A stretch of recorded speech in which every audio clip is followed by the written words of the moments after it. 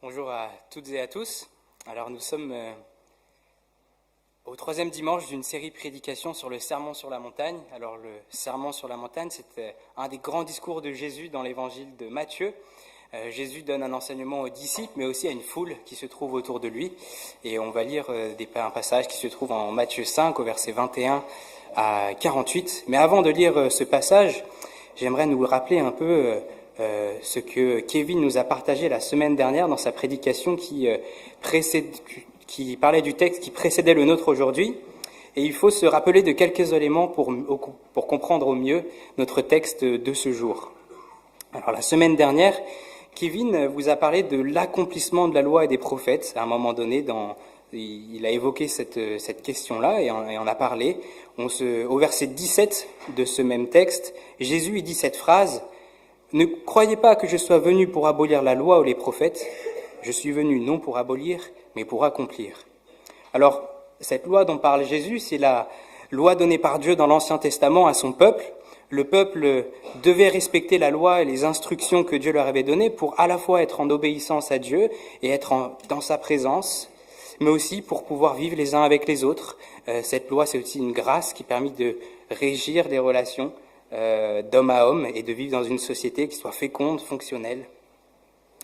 Et donc Jésus, un peu comme une introduction à notre texte, que vous l'avez peut-être deviné, parle de la loi, nous dit qu'il est venu accomplir la loi et les prophètes. Mais qu'est-ce que ça veut dire, cette histoire d'accomplissement ? Eh bien, on peut comprendre cela comme le fait que ce qu'annoncent les prophètes, mais aussi le but de la loi, eh bien, mènent à Jésus-Christ. Et là, je rappelle ce que Kevin a dit la semaine dernière, le moyen de comprendre la loi doit passer par le biais de Christ et seulement par ce biais-là. C'est en regardant à ce que Christ a fait que la loi prend son sens plein pour nous. Alors en disant cela, je suis conscient que je pose des bases qui peuvent être un peu floues, et vu ce que j'en ai dit, c'est peut-être normal, mais c'est quelque chose sur lequel je vais en revenir une fois qu'on ait lu nos textes et regarder ce que nos textes lisent pour comprendre au mieux le texte de ce jour. Mais avant de lire le texte, j'aimerais vous donner une image qui peut peut-être nous aiguiller aussi dans cette compréhension d'accomplissement de Jésus de la loi. Imaginez un vieux livre de recettes avec des plats traditionnels qui sont tous très bons. Et puis un jeune chef s'empare de ce livre et les modernise avec des ingrédients qui sont nouveaux, des ingrédients contemporains, tout en préservant l'essence du plat d'origine. Le plat reste le même dans son essence, les ingrédients de base sont là, mais avec ce que le jeune chef a rajouté, le plat a une toute nouvelle saveur. Ce jeune chef, c'est Jésus, qui a pris la loi de l'Ancien Testament et qui lui a donné un sens nouveau. On peut garder ça à l'esprit maintenant quand on lit ces textes-là. Et le texte est un peu long, donc je vous propose de le découper. Alors vous allez voir, Jésus donne 6 exemples, et on va les prendre 2 par 2, et puis on va voir chacun après leur tour ce qu'il nous apporte. Donc je vous propose de lire Matthieu 5 au verset 21 à 48, et pour la première lecture, nous nous arrêterons au verset 30. Vous avez appris qu'il a été dit à nos ancêtres, « Tu ne commettras pas de meurtre. Si quelqu'un a commis un meurtre, il en répondra devant le tribunal. » Eh bien moi je vous dis, celui qui se met en colère contre son frère en répondra devant le tribunal. Celui qui lui dit imbécile passera devant le grand conseil, et celui qui le traite de fou est bon pour le feu de l'enfer. Si donc au moment de présenter ton offrande devant l'autel, tu te souviens que ton frère a quelque chose contre toi, laisse là ton offrande devant l'autel, et va d'abord te réconcilier avec ton frère, puis tu reviendras présenter ton offrande. Si tu es en conflit avec quelqu'un, dépêche-toi de t'entendre avec ton adversaire pendant que tu es encore en chemin avec lui. Sinon, ton adversaire remettra l'affaire entre les mains du juge qui fera appel au huissier de justice et tu seras mis en prison. Et là, vraiment, je te l'assure, tu n'en sortiras pas avant d'avoir remboursé jusqu'au dernier centime. Vous avez appris qu'il a été dit « Tu ne commettras pas d'adultère ». Eh bien moi je vous dis, si quelqu'un jette sur une femme un regard chargé de désir, il a déjà commis adultère avec elle dans son cœur. Par conséquent, si ton œil droit te fait tomber dans le péché, arrache-le et jette-le au loin, car il vaut mieux pour toi perdre un de tes organes que de voir ton corps entier précipité en enfer. Si ta main droite cause ta chute, coupe-la et jette-la au loin. Il vaut mieux pour toi perdre un de tes membres que de voir tout ton corps jeté en enfer. Dans ces deux exemples, j'aimerais vous faire remarquer que Jésus dépasse l'exigence de la loi. Dans le premier exemple, la loi de Moïse nous dit de ne pas commettre de meurtre, mais Jésus va à la racine.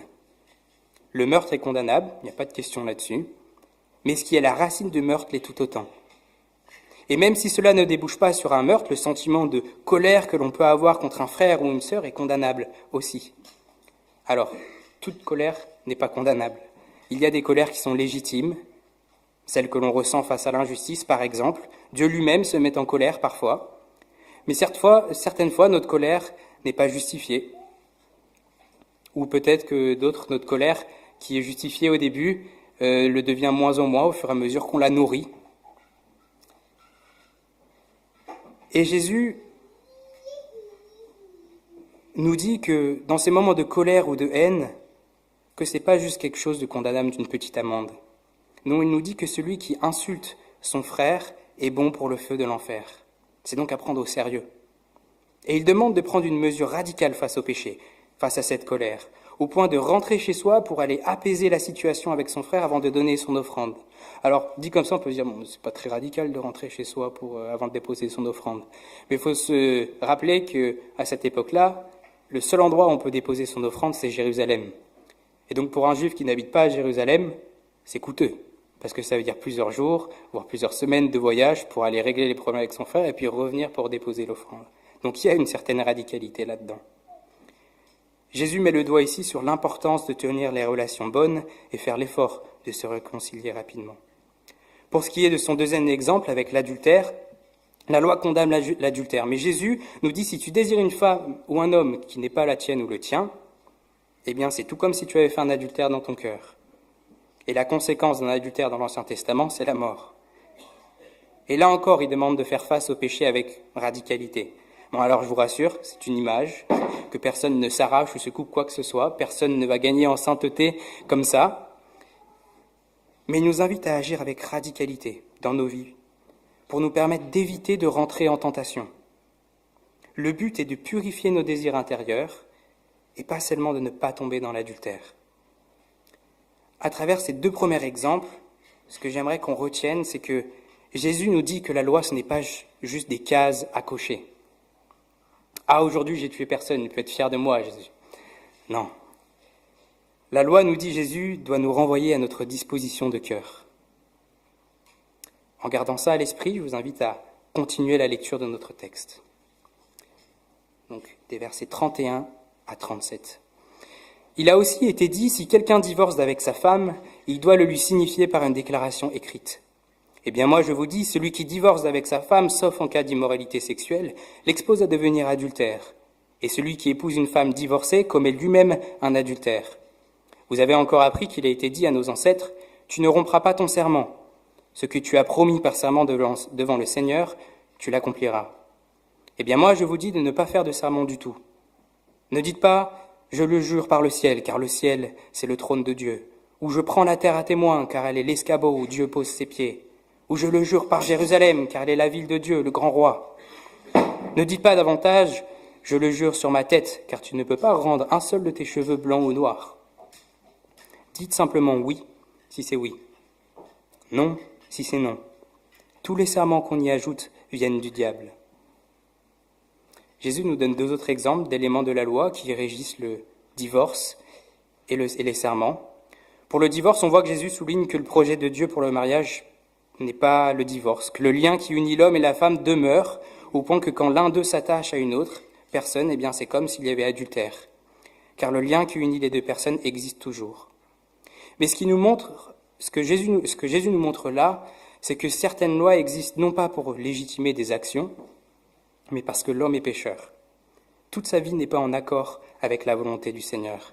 Et donc Dieu, dans sa grâce, met en place des lois pour cadrer l'échec.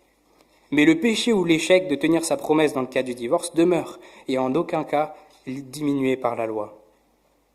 Mais je veux quand même souligner que Dieu a prévu une loi sur le divorce, non pas pour vous encourager à divorcer, loin de mon idée. On l'a vu, c'est un échec, mais Dieu l'a prévu parce que parfois ça devient la seule issue pour l'une des personnes dans le couple, dans le cas d'abus par exemple. Si la clause du mariage ne sont pas respectées, soumettez-vous les uns aux autres, et qu'il y a le problème d'abus sexuel ou autre, Jésus n'est pas en train de dire que cette personne abusée doit rester sous l'emprise de l'autre.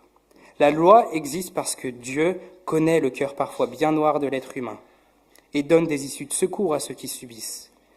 Simplement, Jésus souligne que oui, si le mariage se termine en divorce, c'est un échec. C'est un échec dans le plan de Dieu pour le mariage. Et si la loi existe, c'est parce que le cœur de l'homme est bien dur. Un peu dans la même lignée d'enseignement, les lois du serment sont un aveu de faiblesse pour l'humanité. Dans la loi donnée par Dieu dans l'Ancien Testament, faire serment, c'est prendre Dieu comme garant de notre parole. On faisait rentrer Dieu dans l'affaire pour montrer que nous allions tenir notre promesse. Et rompre le serment alors que nous avons lié Dieu dans l'affaire, c'était grave, parce qu'on liait Dieu dans un péché.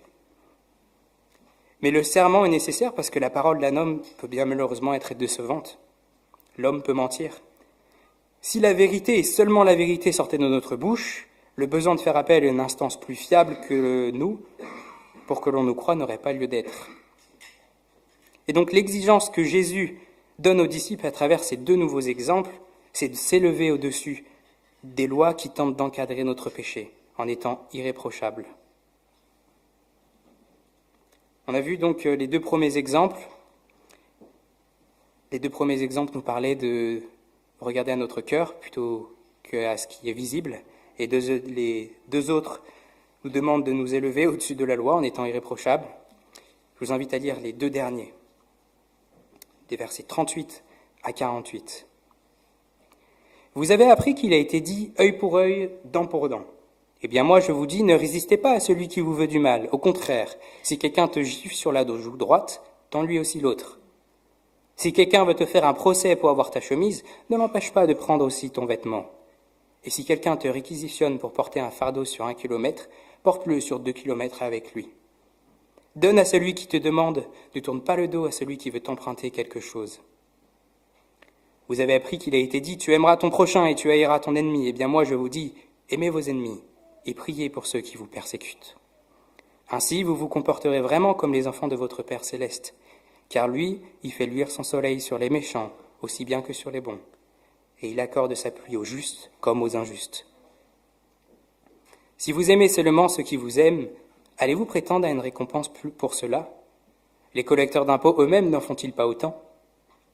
Si vous ne saluez que vos frères, que faites-vous d'extraordinaire? Les païens n'agissent pas de même? Votre Père céleste est parfait. Soyez donc parfaits comme lui. Dans le premier des deux exemples, Jésus parle de la rétribution, œil pour œil, dent pour dent. Et il nous fait cette demande qui, à premier abord, est juste complètement folle.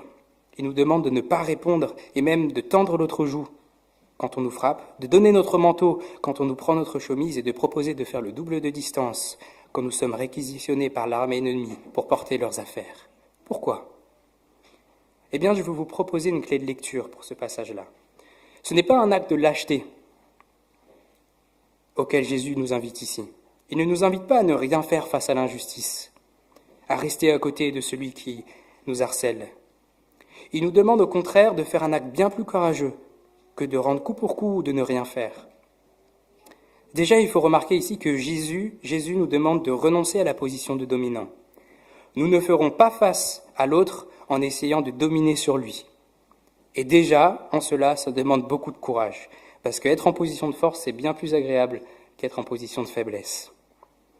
Mais en demeurant dans notre position de faiblesse, face à l'injustice, Dieu nous demande d'être suffisamment courageux pour confronter avec amour ce que fait l'autre.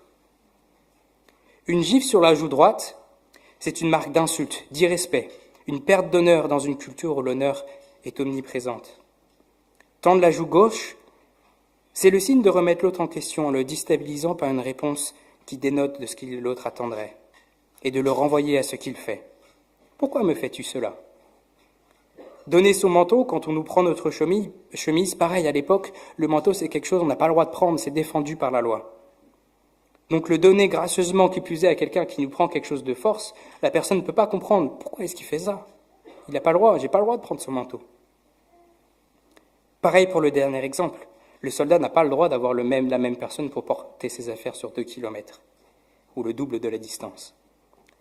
Jésus nous appelle ici à être capable de confronter l'injustice, mais sans jamais prendre le rôle de celui qui pourrait être en mesure de créer l'injustice.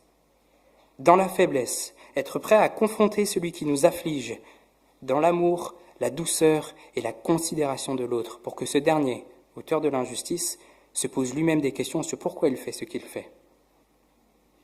On est loin de la passivité devant l'injustice. Ça demande d'abord la maturité nécessaire de reconnaître que ce que l'on subit n'est pas juste, le courage de passer à l'action et la sagesse et la maîtrise de soi pour confronter l'autre dans l'amour, sans pour autant essayer de regagner ce que l'on a perdu.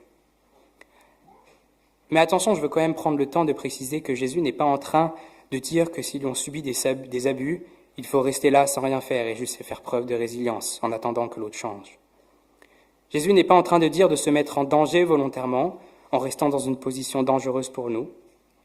Ce que Jésus nous demande est de remettre l'autre en question par une attitude remplie de bienveillance, une bienveillance provocante. Deux termes qui sont bizarres mis côte à côte. Une bienveillance provocante. Provocante non pas pour provoquer plus de violence, mais pour remettre l'autre en question. Et en aucun cas il nous demande de mettre notre vie ou notre santé en danger, en essayant de remettre en question quelqu'un qui ne se remet pas en question. Jusqu'ici, nous avons vu que Jésus nous dit que la loi doit nous interroger sur nos motivations profondes, sur ce qui se passe dans notre cœur et pas seulement sur le visible.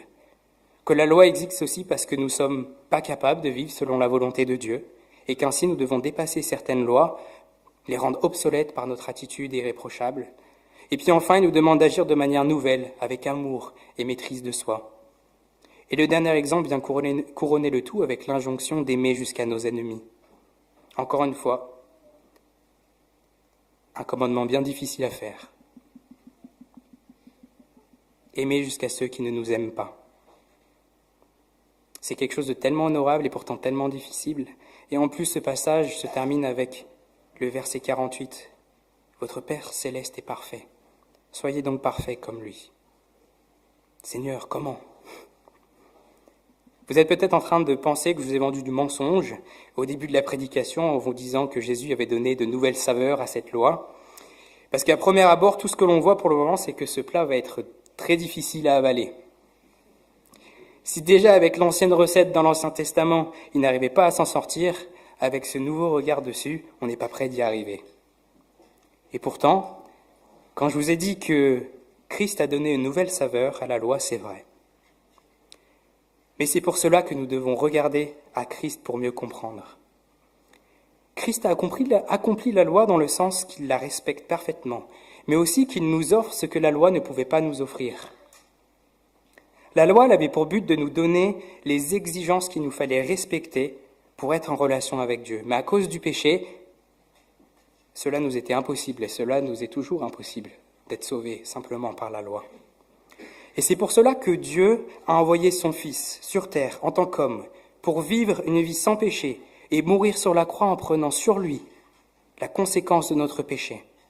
Et qu'il est ressuscité en ayant la victoire sur le péché. C'est ce qu'a fait Jésus. Et il nous faut comprendre cela pour comprendre le nouveau rapport que nous avons à cette loi. Grâce à ce qu'il a fait, nous avons la possibilité d'être en relation avec Dieu. Mais pour recevoir Christ et son œuvre pour nous, il faut se reconnaître insuffisant face aux exigences de la loi, incapable de remplir ces exigences. C'est ce que Jésus nous disait il y a 2 semaines dans le prêche de Thomas sur le début du sermon sur la montagne. Heureux ceux qui se reconnaissent spirituellement pauvres, car le royaume des cieux leur appartient. Notre salut ne dépend pas de si nous arrivons à cocher les cases de la loi. Et il faut lire ce texte en ayant ça à l'esprit. Notre salut dépend de la reconnaissance de notre insuffisance et de l'acceptation que Christ a tout accompli pour nous. Et en ayant ça à l'esprit, une fois que nous avons accepté Christ dans notre vie et que nous retrouvons la relation à Dieu, la loi que nous donne Jésus ici n'est plus un calvaire qui nous afflige. Elle est notre espérance, notre motivation. Ce vers quoi nous voulons tendre durant tout notre vivant sur terre pour ressembler à Christ. Et l'Esprit de Dieu qui vient nous habiter une fois Christ accepté dans notre vie, vient nous aider et nous transformer sur ce chemin. Et en cela, cette nouvelle recette, elle a de la saveur. Vous savez, quand Jésus adresse ce discours, il est entouré d'une foule. Ses disciples sont ceux qui l'entourent, mais ce ne sont pas les seuls qui l'écoutent. Parmi la foule, on peut imaginer des gens bien ordinaires. Certaines personnes, probablement, se sentaient honteuses, avaient honte de regarder les autres dans les yeux parce qu'elles se sentaient sales.